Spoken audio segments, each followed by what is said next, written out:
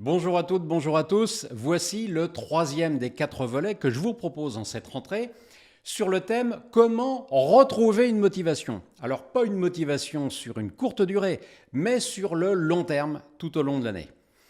Pour commencer, j'ai un petit test à vous proposer. Voici 4 multiplications. Je vous laisse quelques secondes de réflexion et on fait la correction ensemble.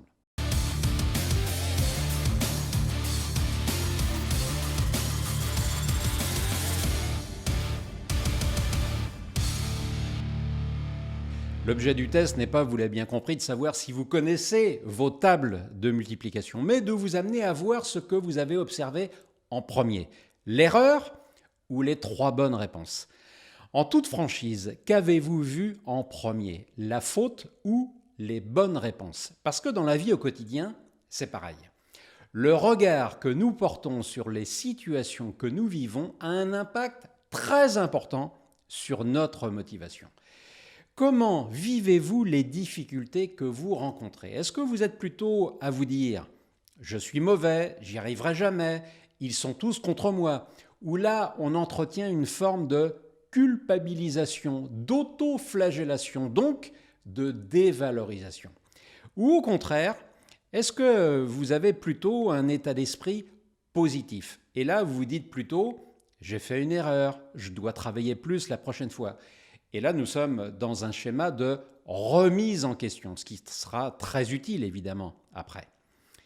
Je parle en profondeur de ce sujet dans mon séminaire phare Management et Leadership sur la base des travaux réalisés par Carol Dweck, qui apporte un éclairage très intéressant.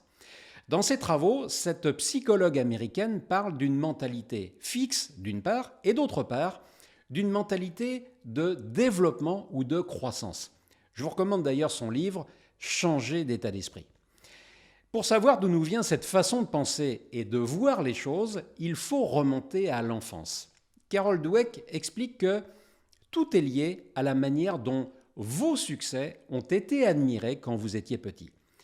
Si les parents ou les enseignants mettent en avant vos qualités intrinsèques comme l'intelligence, vos talents, vos dons, eh bien, ça va vous inciter à développer une mentalité dite fixe. Si au contraire, c'était plutôt vos efforts, votre organisation, votre méthode de travail qui était plutôt valorisée, alors dans ce cas, vous êtes encouragé à développer une mentalité dite de développement.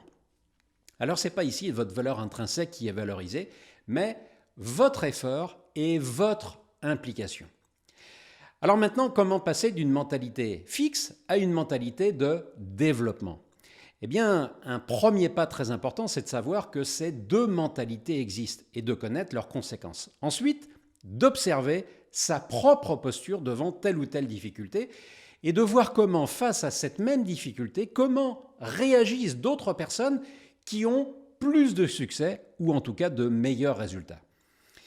Pour terminer, voici une situation qui illustre très bien ce sujet. C'est ce que dit dans le film Pirates des Caraïbes le capitaine Jack Sparrow.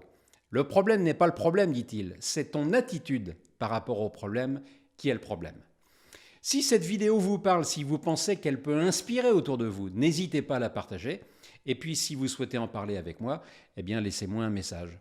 La semaine prochaine, pour le dernier des 4 volets que j'ai consacré ce mois de septembre à retrouver une motivation qui tient dans la durée, je vous parlerai de la décision qui libère.